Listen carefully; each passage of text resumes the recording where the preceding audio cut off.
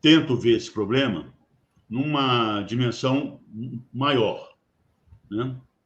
E nessa dimensão, quer dizer, eu comparo esse governo aos governos em cujos períodos eu participei como diretor da Petrobras, em relação a preços, né? E o que me fica muito claro é o seguinte: a causa não é só do preço do petróleo. A causa disso tudo que está acontecendo no Brasil é um projeto de país. Muitos acham que esse governo não tem projeto de país, não sabe governar o Brasil, não sabe, né, gerenciar o Brasil. Ao contrário, esse projeto de país é um projeto muito bem elaborado, por gente muito competente e que está sendo seguido, implantado e aprofundado cada vez mais por esse governo. Não é só esse governo, desde o golpe de 16, em que a presidente Dilma foi afastada da presidência da República, né? E esse projeto de país, meus amigos, esse projeto de Brasil, que nós estamos, contra o qual nós estamos lutando, e uma luta sem resultado real, porque esse governo, esse projeto de país está tratorando tudo que tem pela frente em relação ao Brasil e ao povo brasileiro. E esse projeto de país nada tem a ver com o povo brasileiro. Ao contrário, né? Esse projeto de país é um projeto de Brasil que abre o Brasil a interesses transnacionais, a interesses anti-brasileiros, não é mesmo? Seja em todos os aspectos da nossa vida, agora mesmo na ciência e tecnologia, nas leis trabalhistas, na previdência social, não é mesmo? Isso tudo é contra o povo brasileiro, porque o povo brasileiro, repito, não está presente neste projeto de Brasil que está sendo implantado no Brasil, aliás, depois de já há muito tempo, mas não vou entrar não vou estender muito para trás a origem disso tudo, mas principalmente depois do golpe de 16, né? E das eleições fraudadas em 18, que colocou no governo, no Palácio do Planalto, um representante desse projeto de país que já tinha, como repito, que já vinha sendo implantado desde o golpe, né? E absolutamente ilegal, né? Foi uma ruptura da legislação brasileira, né? Que tirou da eleição de 18 o camarada, o cidadão brasileiro, que ia ganhar a eleição, a mando de um país estrangeiro. Isso está comprovado por todas as provas das notícias e informações que advieram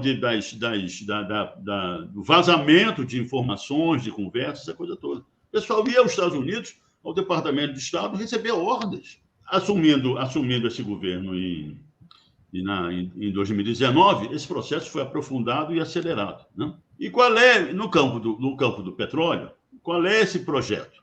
Esse projeto é o seguinte, refletindo a intenção e a lógica desse poder financeiro que manda no Brasil, é abrir o mercado brasileiro aos interesses financeiros internacionais. Não é mesmo? Para você, por exemplo, para você vender uma refinaria no Brasil, você vai vender uma refinaria no Brasil, como Mataripe, que foi vendida, né?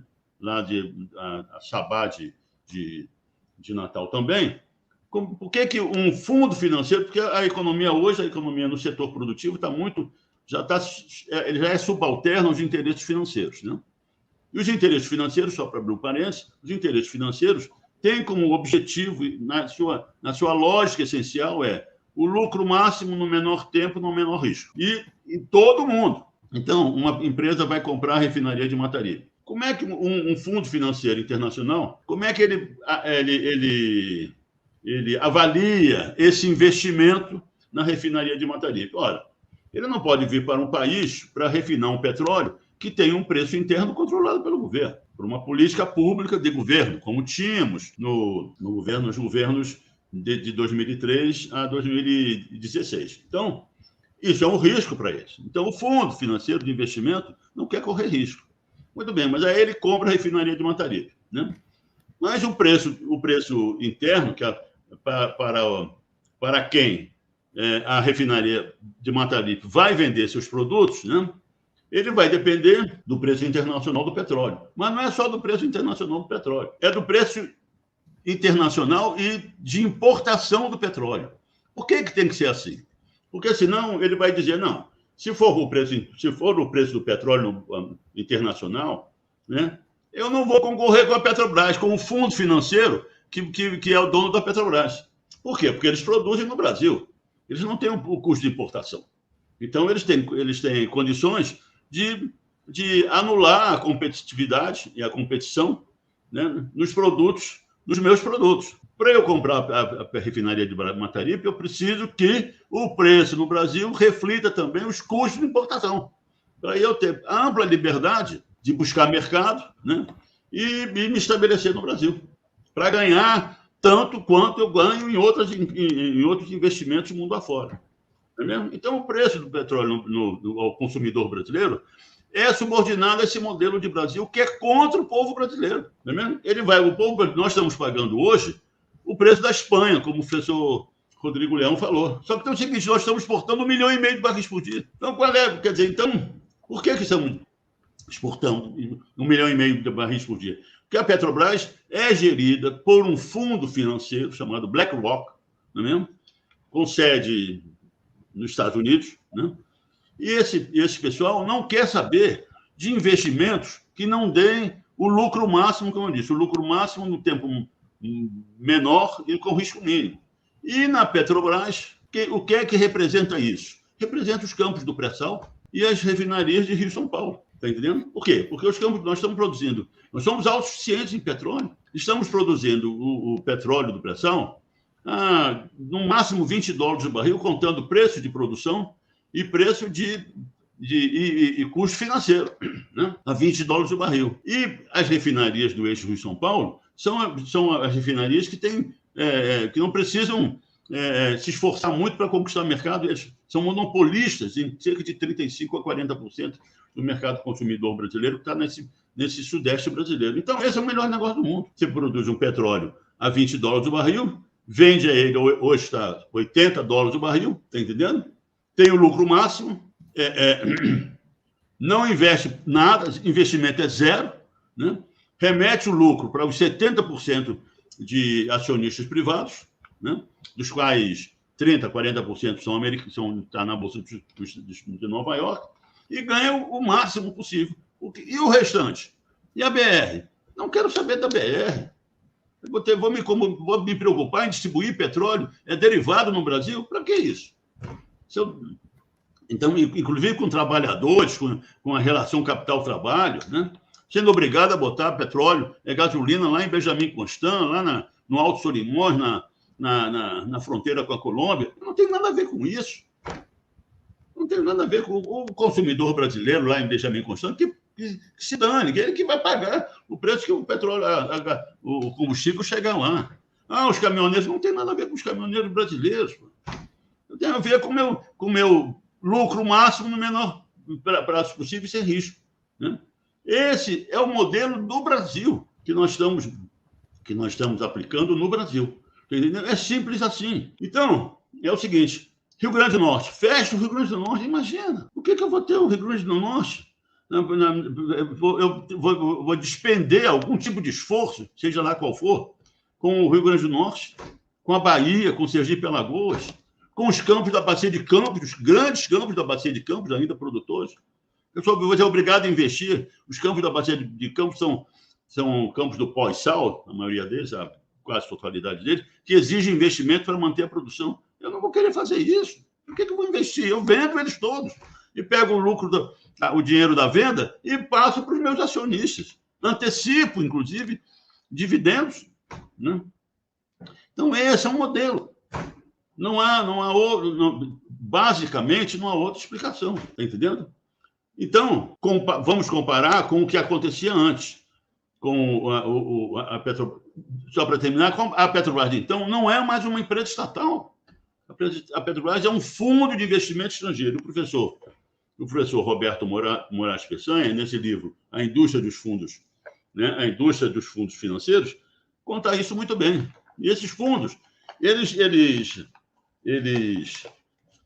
não competem entre si, na verdade, porque eles têm um cruzamento lá em cima, no grande capital financeiro transnacional, que eles arrumam a sua atuação nos países, está entendendo? De maneira que lá em cima eles convirjam para o lucro máximo também. E isso é que é a Petrobras hoje. Não é mais uma empresa petrolífera e não é uma empresa estatal. O governo é o dono da Petrobras. Esse governo representa, foi instalado no Brasil justamente para isso. Por isso é que o presidente da República, na reunião lá do G20, disse para o presidente da Colômbia, que o presidente da Turquia veio elogiar o Brasil. Não, o Brasil está muito bem com pressão.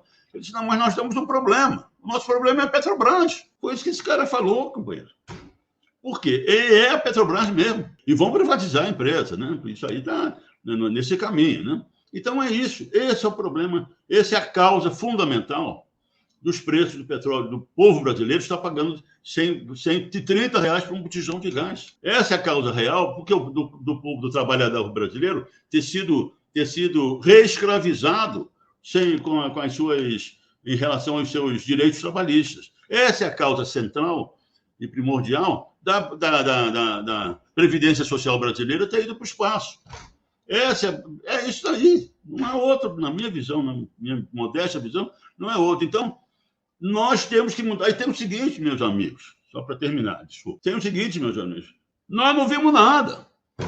O que vai acontecer até 31 de dezembro de 2022, né? Nós temos que nos preparar para isso, não é mesmo? Agora, por cento do orçamento de ciência e tecnologia e assina um convênio com a Universidade de Oxford, abrindo o Brasil para a Universidade de Oxford, para eles montarem aqui um centro de pesquisa. Quer dizer, isso é o anti-Brasil. Esse governo, esse modelo de país representa o anti-Brasil, o anti-povo brasileiro. É um governo colonizador, né? Eu digo que esse governo é um governo de ocupação estrangeira. E é verdade. Esse governo subiu ao poder, esse poder subiu ao governo, né?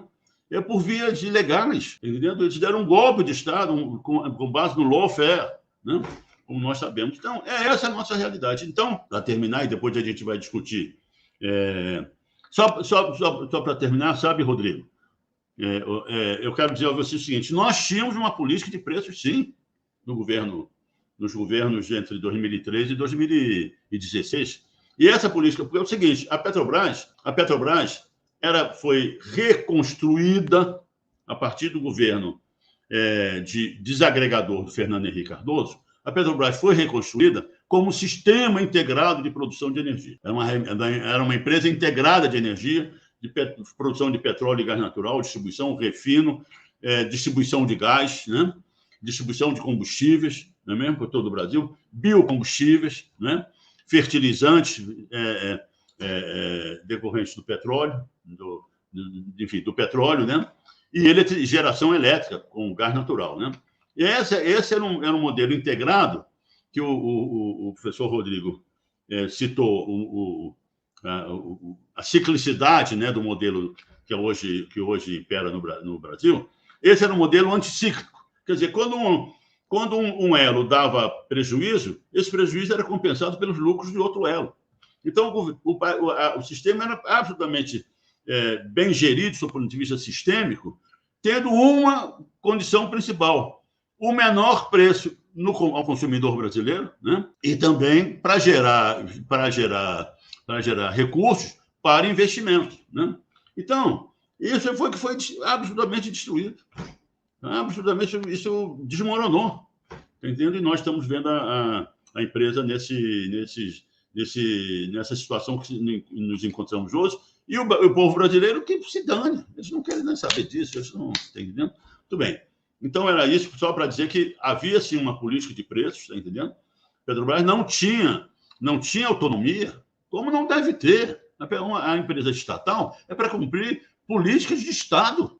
Quando tiraram a operação única da Petrobras, naquele arranjo no Senado, mas dando à Petrobras o poder de escolher se era operadora única ou não, isso foi errado, porque a Petrobras não tem o direito de escolher se é operadora única ou não.